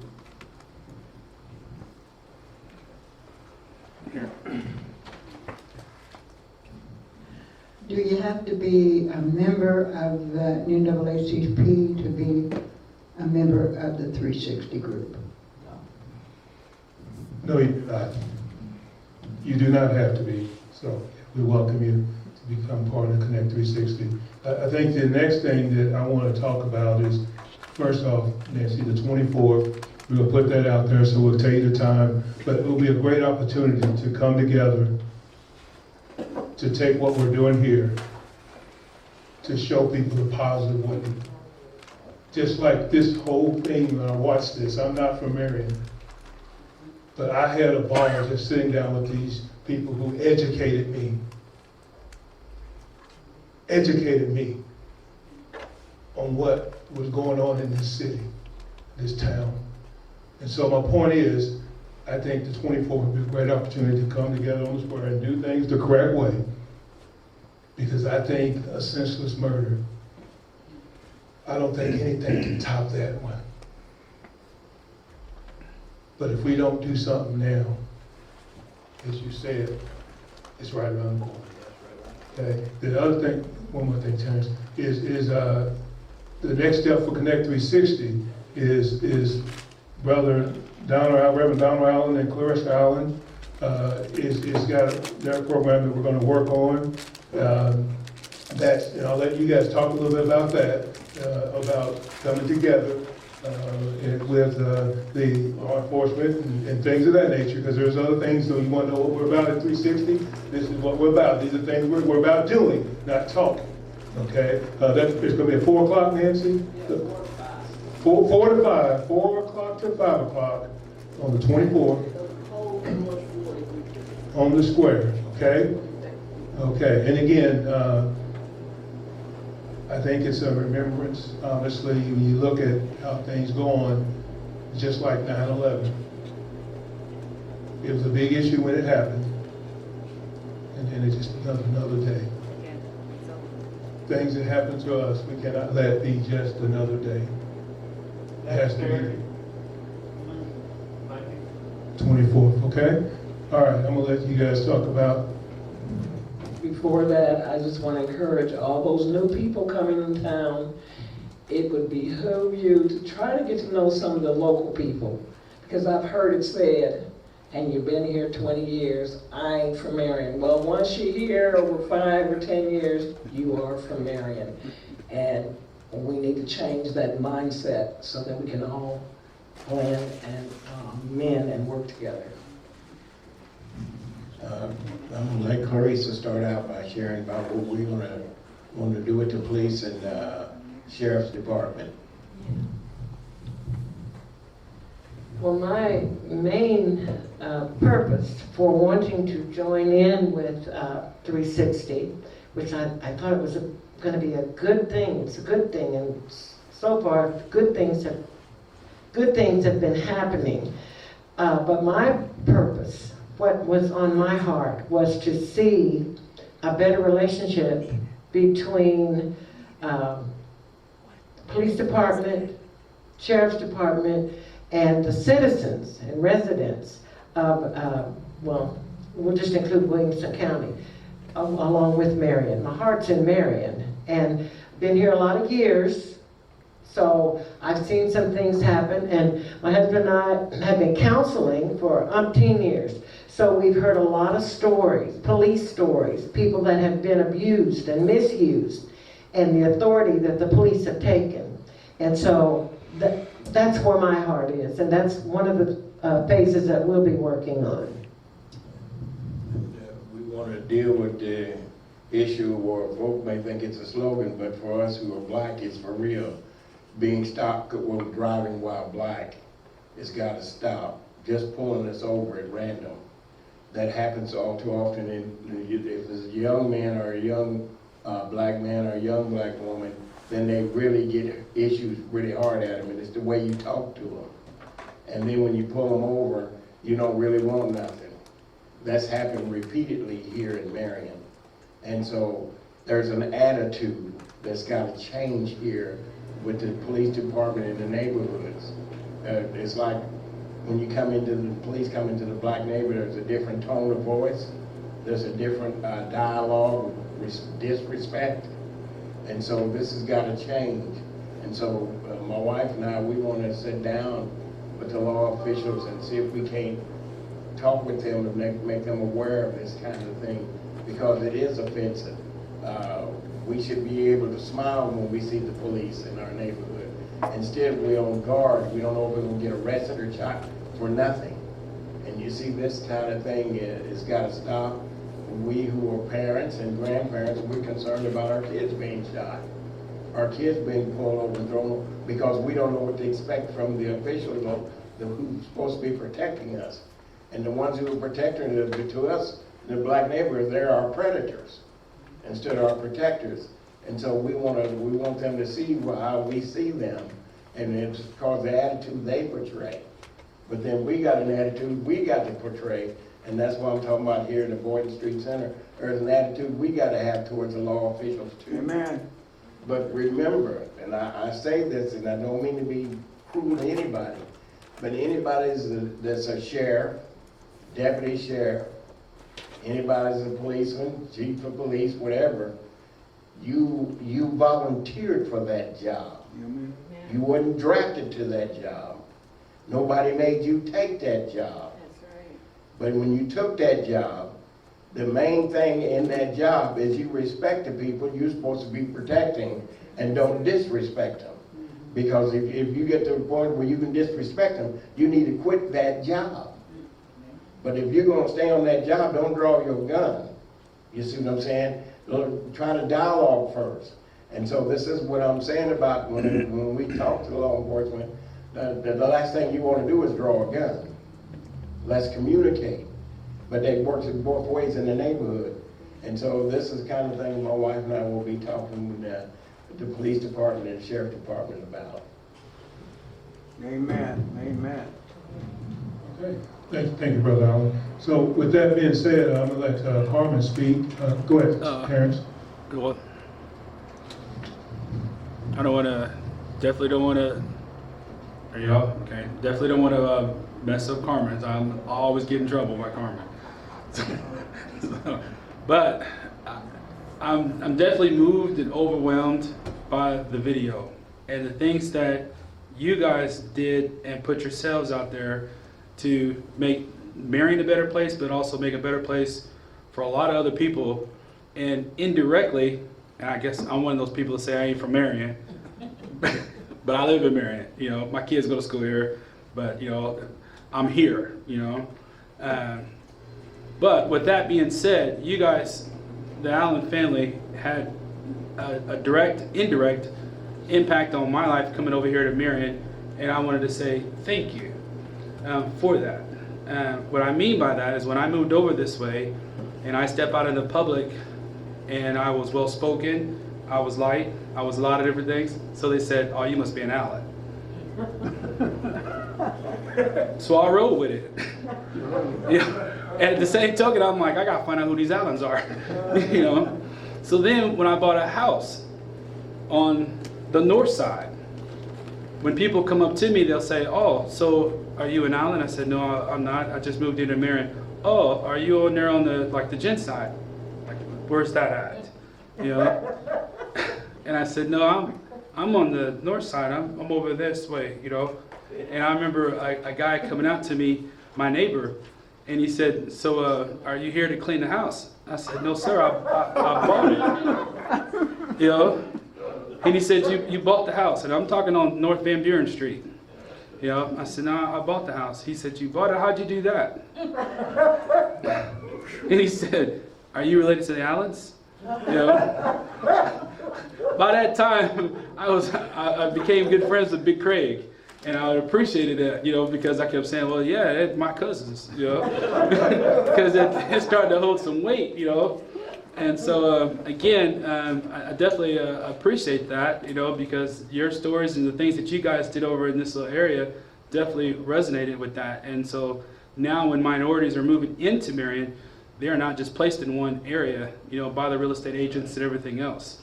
You know, they have the opportunities to live throughout, sporadically throughout. And so that's something else that you guys definitely worked hard to change, and I appreciate that. Okay, so we're going to close with Ms. Carmen. If you want to talk about your portraits, it'd be awesome, please. Look at these portraits here. I want to show y'all. I mean, you know, she's militant, right? You are. You are. You are. But with that militance, there's passion. And what I heard my sister say is she got so upset at things going on in our community that this is how she expressed herself.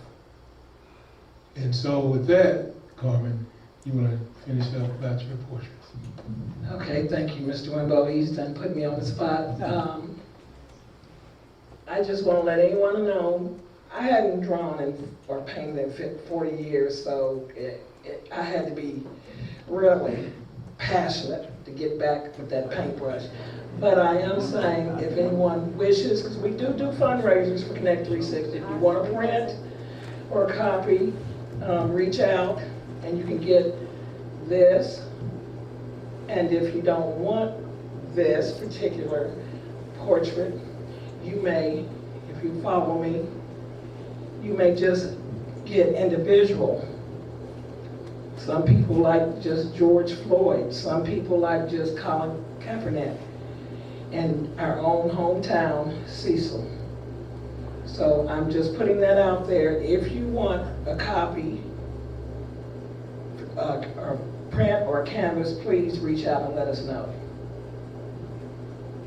And thank you all for attending again. And now, let me ask a question. I'm believing you're asking for some kind of donation for those? No, I'm not asking for a donation at all. What I'm saying is, if you want a copy of any, I do have prices depending on what you want, canvas or print. These are originals. They're not going to go anywhere. But one of these will. I will have a silent auction on one of these at some point in time for, I'm donating it to 360 for a fundraiser. But I'm just saying, if you want a copy, let me know or reach out. I'm retiring from painting. All right. Again, guys, thank you all very much for coming. This concludes the program. This will be available online as well. I know I'm going to put it on my Facebook page. So, you know, I think, again, this is something that's a living, breathing thing that we're doing. This is not a meeting and then stop. So you'll be able to view it, share it with people, okay? And you know what, and if we can't come and have honest conversations, black or white, we really got issues. Okay, I mean, seriously. Okay, so hey, thank you again. God bless you guys. Have a great rest of your day.